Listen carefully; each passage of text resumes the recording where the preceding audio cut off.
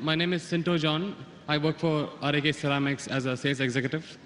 I'm a Christian and a strong believer in Jesus Christ as my God. I am well aware that all Muslims do consider Jesus Christ to a high regard as a prophet. My question is regarding the issue on prohibition of pork in Islam. My first question is, do you consider all the words of Jesus and the miracles performed by Jesus as mentioned in the Bible? And if so, let me explain to you one thing. The premise in which Christians believe that pork or no food is prohibited is from the gospel when Jesus says that whatever comes into you goes out of you, but what comes from your heart is what makes a man pure or impure. So if you consider that, then why do you think, and if you consider Jesus as a prophet, then why do you say that pork is prohibited in Islam? And if not, what do you think Jesus meant by when he said that? Before I answer the question, I'd like to welcome the chairman of the Dubai International Holy Quran Award, Mr. Ibrahim Bumala, and also the deputy chairman, Dr. Saeed, for giving us a wonderful opportunity and making us available this hall till so late also, mashallah. I'd like to thank him. And I pray to Almighty God that He gives more opportunity for people of Dubai to hear such lectures, and so that more and more people get hidayah. And inshallah, the thawab of the people accepting Islam will also go to the Dubai International Quran Award, inshallah. To Dr. Ibrahim Bumala and also to Sheikh Muhammad, inshallah. The brother asked the question that, do I believe in the miracles of Jesus Christ mentioned in the Bible? Brother, I believe whatever is mentioned in the Bible, if it matches with the Quran, I believe in it. If it goes against the Quran, I disbelieve in it. If it does not go against, does not match, it is ambiguous. Whatever is matching with the Quran, I believe in it. As far as the second part of the question is concerned, that you say regarding the prohibition of pork, it has been nullified because Jesus Christ, peace be upon him, says, whatever comes in to you goes out, and main thing is from your heart. How does this nullify? You fail to realize that means you are not reading the Bible. Jesus Christ, peace be upon him, said in the Gospel of Matthew, chapter number 5, verse number 17 to 20, it says, think not that I have come to destroy the law of the prophets. I have come not to destroy but to fulfill. I have come not to destroy but to fulfill. Whosoever shall break one jot or tittle from the law, he will be called least in the kingdom of heaven. That means you cannot break one jot or tittle from the law. That's what Jesus Christ, peace be upon him, says. Now you pick up another verse and says, what comes into you goes out, what is from your heart, you can have pork. Where does it mean you can have pork?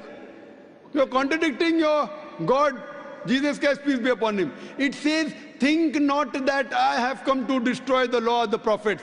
I have come not to destroy but to fulfill. Unless the heavens and the earth pass away, not one jot or tittle can pass away from the law until they are fulfilled. And whosoever shall break one law or tittle, he shall be called least in the kingdom of heaven. Whosoever shall keep it and teach men the same, they shall be called great in the kingdom of heaven. Unless your righteousness exceeds the righteousness of the scribes and the Pharisees, in no way shall you enter the kingdom of heaven. So if you want to go to Jannah, you have to be better than the Jews. You have to follow each and every commandment of Moses, peace be upon him. This is the teachings of Jesus Christ. Gospel of Matthew, chapter number 5, verse number 17 to 20. Okay, if that is so, then what do you think he meant when he said that whatever you eat comes in, whatever comes in out and goes out of you, what is from your heart is what decides what is pure or impure? It is simple. What comes in goes out. What's the problem in that? No, whatever you eat goes out. Is there any problem in that? No, it was asked in relevance when Jesus' disciples were questioned by the Jews that why are they not following the traditional ceremony of washing their hands before eating food. That's when Jesus replied that don't you understand that what you eat doesn't matter if it is pure or impure. What you eat, it goes into you and comes out of you. He didn't say it doesn't matter what you're eating is pure and impure. That's your saying. It's not mentioned in the Bible that way. No, it is mentioned in the Bible that what you Does eat... it say that whether what you're eating is pure or impure doesn't matter? Does it say that? No, it doesn't say. I'm sorry. So please don't put your words in the Bible, please. Fine. But what I'm quoting is verbatim. Fine. You can check up. I'm quoting from my memory. I don't have the Bible in front of me. But you're saying, you're putting your words into the Bible. No, but he definitely said that what you eat comes out of you. Of course, what you eat has to come out. What you eat has to come out. We are human beings. He wouldn't simply state that for, I don't know, for no man's sake. It is simple. What you eat comes out simple. Your heart means it is from your heart. That means your heart should follow the commandment. No, Because what Jesus he- Christ, peace be upon him, said earlier, don't break one jot or tittle. So if your heart is in it, you will not break a single jot or tittle. Simple explanation. Fine, You but don't he have to was- be a doctor of divinity. He was trying to prove the Jews wrong by saying that it is not important. No, not that- at all. He wasn't trying to do that. That's what you think. That's what the church tells you. It's plain black and white. No, no. Jesus said you cannot break one jot or tittle from the law. So I'm- where is he telling the Jews to break the law of Judaism? He's not telling that. He is not giving any indication for the Jews to break the laws of Judaism. He is telling them to obey. It is your understanding of the Bible. Nowhere does the Bible say that. He did think that the Jews were not completely obeying the laws. They had- Correct, I agree with you. They were not completely obeying because they did not believe in the fulfillment of the Messiah. Because the Jewish scripture says there's a Messiah to come. We Muslims, we believe in it. The Jews don't believe. So he was trying to explain to them, I am the Messiah. But that doesn't mean he was trying to break the laws of the Jews. He was trying to fulfill. Think not that I have come to destroy the law of the prophets. I have come not to destroy but to fulfill. Simple. I am asking you, do you have pork, brother? I'm sorry? Do you have pork? Yeah, I occasionally. That means you're not a good Christian. You're not a good Christian. Even occasionally you break one law or tittle, you shall not go to Jannah. Not Quran says that, Bible says that. Even if you have pork and you break one law or a tittle, you shall not go to paradise. You shall not enter eternal life. And you said that you are a practicing Christian. You said you believe Jesus Christ is God. I don't believe Jesus is God, but I follow his teachings. I love him more than you. This is what Jesus said. It's from the heart. This is the explanation of your verse. It's from my heart. I love him. I love Jesus Christ. Peace be upon him. Do you? I don't think so. It is I do. theoretical, not I from do. your heart. Verbally, yes. No, I do very strongly. So if you strongly believe in Jesus Christ, peace be upon him, why are you disobeying him? Why? Why are you disobeying him? I don't think I am disobeying him until now. But I'm quoting you from the Bible, Gospel of Matthew chapter 5 verse 17. Think not I have come to destroy the Okay. law of the prophets. And Okay. I've given you quotation from Leviticus chapter 11 verse 7 to 8, Deuteronomy chapter 14 verse number 8, Book of Isaiah chapter 65 verse number 2 to 5. References. Okay, if that's the case, in the Old Testament it is said that an eye for an eye, a tooth for a tooth. But what does Jesus Christ say? If somebody slaps you, show him the other side. Now isn't that like a defying of the law? No, Isn't it's that not a defined. correction? I will give you. What you're quoting is references from the Gospel of Matthew chapter number 5 verse number 38. Okay. I will give the quotation. I It has- don't want the quotation, I want the answer for my question. But first I'll give the quotation reference, then I'll give the answer. Na? Fine, fine. I always give with proof. You believe without proof, you can do that. I'm a man of proof. With references from your scripture. Okay. Gospel of Matthew chapter number 5 verse number 38. It has been said of the old times that an eye for an eye and tooth for a tooth. But I say unto you, whosoever takes a shirt, give him the cloak. Whoever walks with you 1 mile, walk with him twain. Whosoever offers you one cheek, offer him the other. That's it. It doesn't mean that he's going against it. But He's is showing there- it has been said of the old times. But those two laws don't correspond. They are totally different. They're totally against each other. But those things, what Jesus Christ, peace be upon him, said, it's trying to get remedy.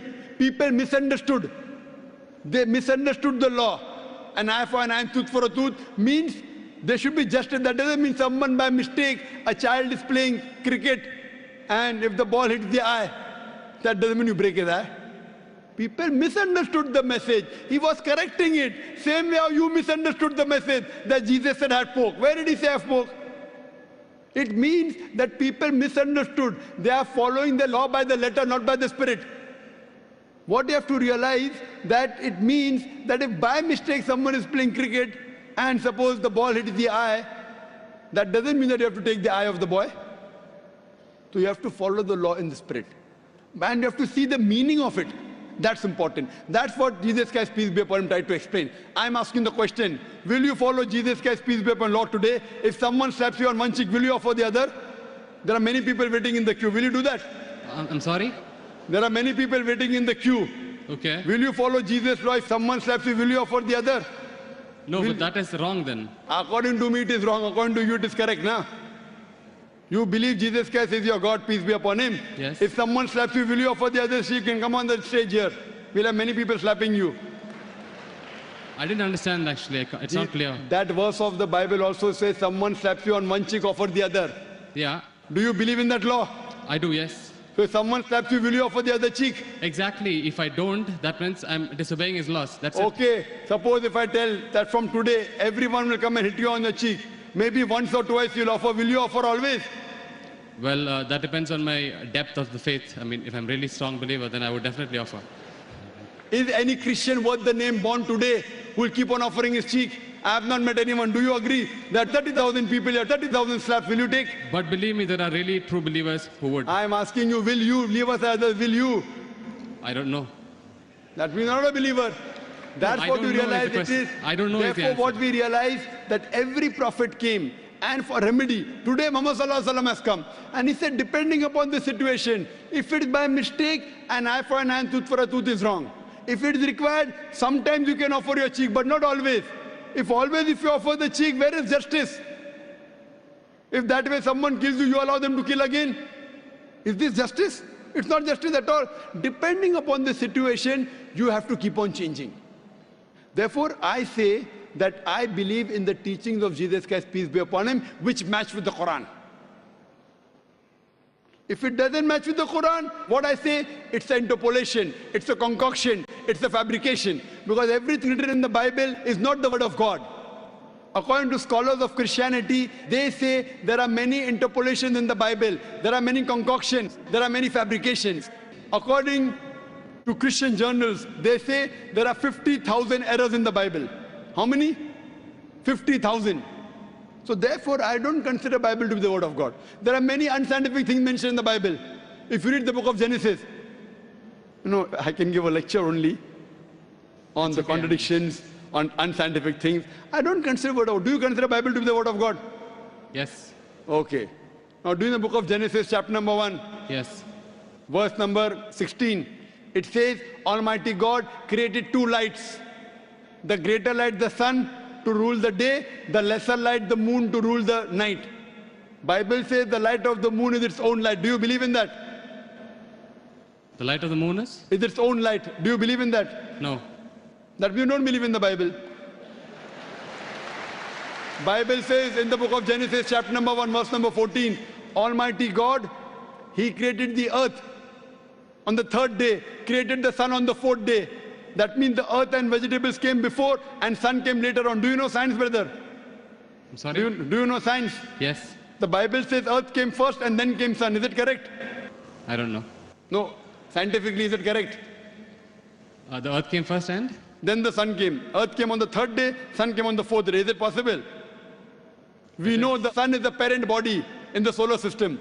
All the planets that revolve around the sun, they are the bodies from the sun. You know the Big Bang? Yes. So it is created simultaneously. But the Bible says earth on the third day, along with vegetables, sun on the fourth day. How can the vegetables survive without sunlight? Is it possible? If God can make it that way, why not? But do you believe in that? See what God can do, but will God do something which is wrong? Illogical thing God will do. See, reasoning with God, I don't think it is in our scope. It is beyond our scope. It is not in your scope, but in the scope of human beings like me. God has to be logical. You can't be illogical. Then if you say illogical, then you believe every monkey, any stone, any tree is God. But what What our brothers in India do. Everything is God for them. And then you say, don't argue with God. Don't reason with God. So then you start worshipping the stone also. Brother, you can't be illogical. Seek ye the truth shall free you. Thank you. So hope you seek the truth, brother. Sure.